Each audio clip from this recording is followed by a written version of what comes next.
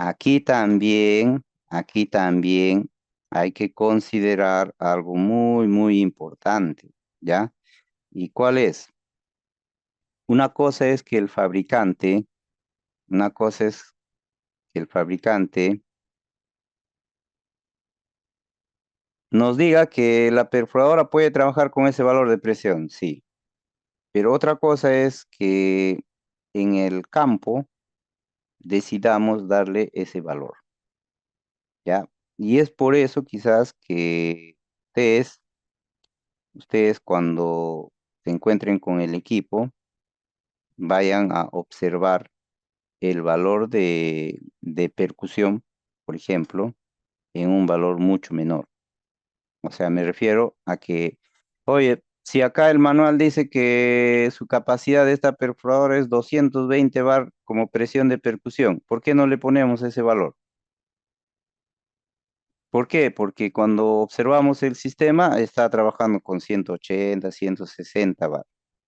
¿Por qué? ¿Cuál es la razón? ¿Qué me dicen jóvenes? ¿Cuál sería la razón? A ver, si acá el dato técnico me está diciendo que se puede trabajar con un valor de, se puede trabajar con un valor de presión de hasta 220 bar. ¿Qué me dicen? ¿Por qué no le subimos la presión de percusión a ese valor? ¿Qué va a pasar? ¿Qué me dicen jóvenes? A ver,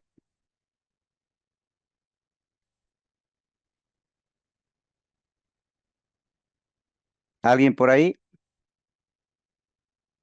¿Qué va a pasar si le subimos la presión de percusión a 220 bar en ese sistema?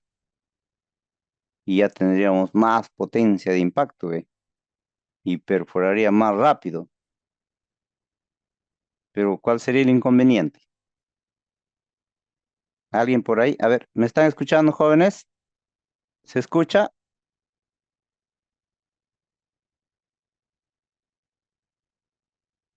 ¿Me están escuchando, jóvenes? ¿O se cortó el audio? A ver, ¿me escuchan, jóvenes? ¿Alguien me puede confirmar? Ah, ya, ok.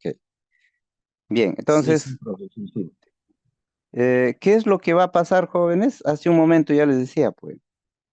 Hace un momento ya les decía, ¿qué va a pasar o qué pasa cuando aumentamos la fuerza de impacto? Si tú aumentas la presión de percusión, lo que estás haciendo es aumentar la fuerza de impacto que le da el pistón al shank.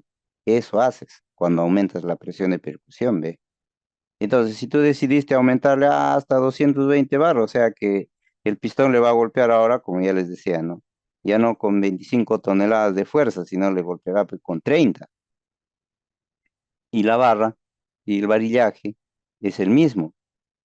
Y entonces que no te extrañe que va a comenzar a romperse pues, el varillaje, a desgastarse los elementos incluso de la perforadora más rápidamente.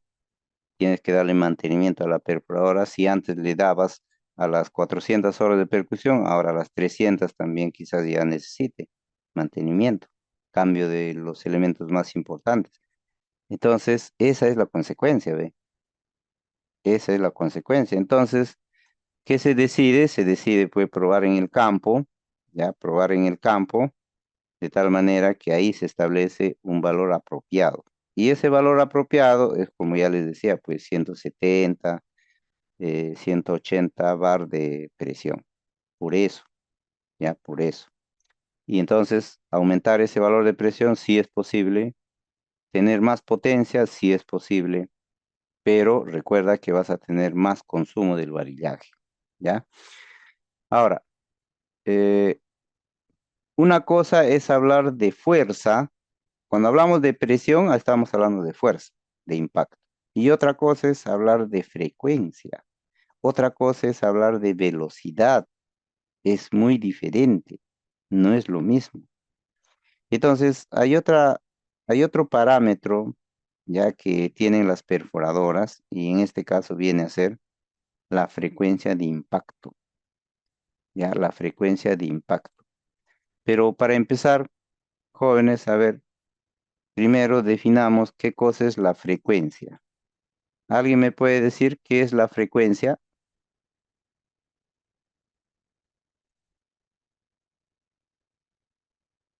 ¿Qué es la frecuencia, jóvenes? ¿Quién me dice?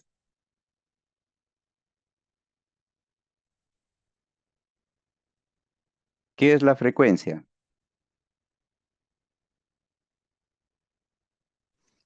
Son número de ciclos o repeticiones, creo. eh, se, se mide en hertz en algunos Ajá, casos. muy bien, ahí estamos, ¿ya? Vamos a solamente a adornar ese concepto o a completarle un poquito para que ya vaya quedando un poco más claro. La frecuencia, jóvenes, es una magnitud, ¿ya? La frecuencia es una magnitud, pero esta magnitud, así como el caudal, como ya les explicaba sobre el caudal, esta frecuencia también es de uso universal y no es solamente específicamente de hidráulica, de maquinaria pesada, de las perforadoras, no. Es una magnitud universal, así como el caudal. El caudal también es una magnitud universal. No, hablar de caudal no es solamente hablar de hidráulica, de maquinaria pesada, no. También podemos hablar de caudal en los sistemas eléctricos, en las finanzas, como ya les decía. Ya es universal ese concepto. El concepto de caudal define cantidad de algo que fluye en función de un tiempo. Es caudal. ¿Y qué cosa qué cosa le podemos medir como cantidad? Como cantidad le puedes medir a cualquier cosa, pues. ¿Sí o no? Claro. Si hay algo que se mueve, entonces tú dices, ¿qué cantidad se está moviendo? El caudal de vehículos que pasa por una calle, por una carretera. ¿Qué cantidad de vehículos están pasando en una hora? Ahí tienes un caudal. Es universal. Eso siempre hay que ampliar la mente, jóvenes, porque a veces cuando escuchamos hablar de caudal ya estamos relacionándolo con hidráulica, con maquinaria pesada. No, no, no, ¿ya? Igual es la frecuencia. La frecuencia también es una magnitud de uso universal.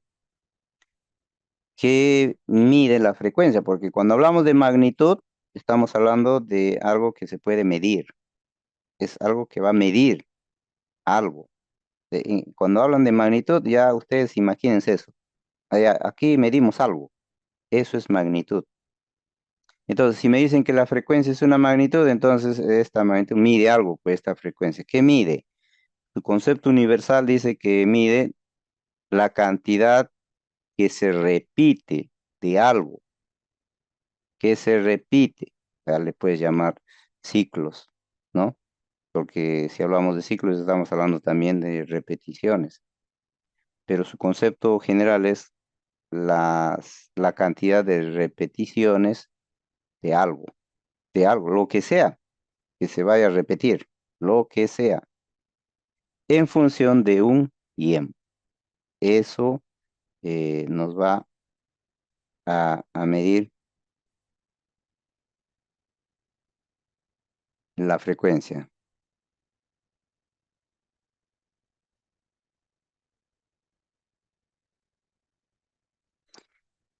Ya, entonces, en este caso, como estamos hablando ya de la perforadora, entonces ubicamos, pues, en la perforadora, ¿qué es lo que se va a repetir? ¿Qué es lo que se repite en la perforadora? ¿Qué se repite, jóvenes?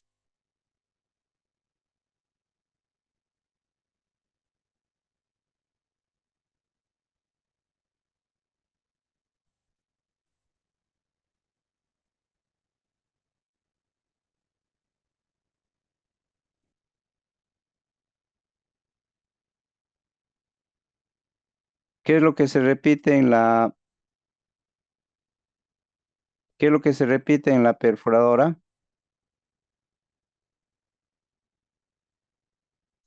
Lo que se repite en la perforadora es los golpes que le da el pistón al shank. Pero antes de eso vamos a terminar el concepto de frecuencia, ¿ya? Entonces, ¿qué significa eso? Significa que si tenemos una cantidad de algo que se está repitiendo y lo relacionamos con el tiempo, pero medido en segundos, porque fíjate que al tiempo tú le puedes medir en minutos, le puedes medir en horas, en días, ¿ve? Entonces, si tú le mides en minutos, no vas a tener esta unidad de medida, que es el hertz, no vas a tener esa unidad de medida.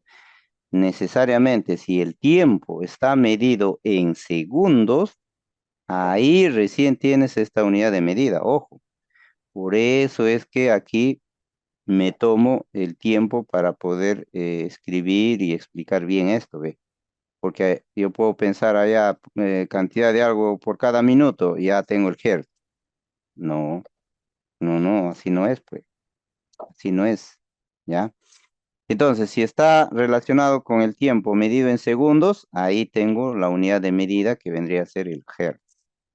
Entonces, acá, aquí, ¿qué me está diciendo? Me está diciendo que la frecuencia, el ratio, ¿ya? El ciclo, también le puedes llamar acá, que tiene la percusión, que hace referencia a la cantidad de golpes que le va a dar el pistón al chan, eso es lo que se repite, por cada segundo, entonces también está medido en hertz. Entonces acá me dice que esa frecuencia de golpes por cada segundo es 67. O sea, en esta perforadora RDX5, el pistón le golpea al shunt adapter 67 veces por cada segundo que pasa. Por cada segundito que está pasando, le está golpeando 67 veces. Es una velocidad enorme. Si quieres contar, te vuelves loco, no puedes. ¿Cómo contarías? Es casi imperceptible, ¿ve? ¿Cómo contarías 67 veces en un segundo? ¿Mm? Es una velocidad increíble. Y fíjense que hay perforadoras, ¿ya? Fíjense que hay perforadoras que desarrollan más frecuencia de impacto, más. Entonces, ese es un dato técnico ya de la perforadora, ¿no?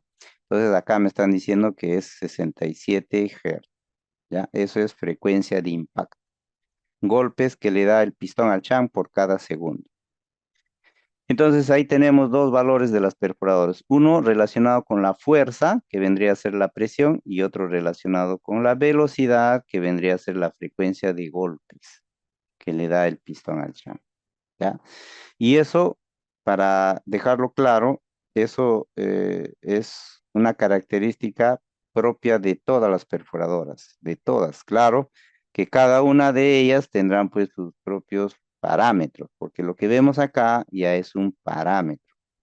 Recuerden, jóvenes, que debemos tener la magnitud, su unidad de medida y el parámetro, ¿no? Claro, ya. Entonces las perforadoras se diferencian por eso, por su potencia de impacto, la presión que tienen como máximo en la percusión y la frecuencia de percusión, ¿ya? Bien, entonces ahí tenemos las características de esta perforadora RDX5, ¿ya? Ojo, tomen nota o recuerden, esos son los valores de esa perforadora. Si hablamos del HLX5, ¿habrá alguna diferencia? No sé, hay que ver.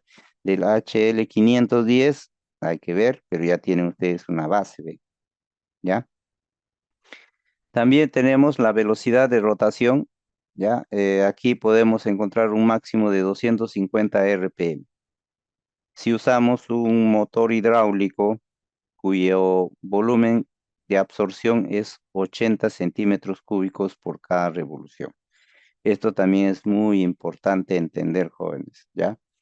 ¿Por qué es importante las especificaciones, los datos, analizar este tema? Porque acá estás viendo ya factores de eficiencia, estamos viendo parámetros, pero muchos de esos parámetros no solamente son valores de presión que nosotros debemos inspeccionar, medir. Muchos de esos parámetros son parámetros que nosotros debemos analizar. Y eso es muy importante. ¿Qué tenemos con respecto a los motores hidráulicos de rotación? Porque acá lo que hace referencia es al motor hidráulico de rotación, ¿ya? La velocidad de rotación va a depender, va a depender de este motor, va a depender del caudal que le llega a este motor y va a depender del volumen de absorción de ese motor.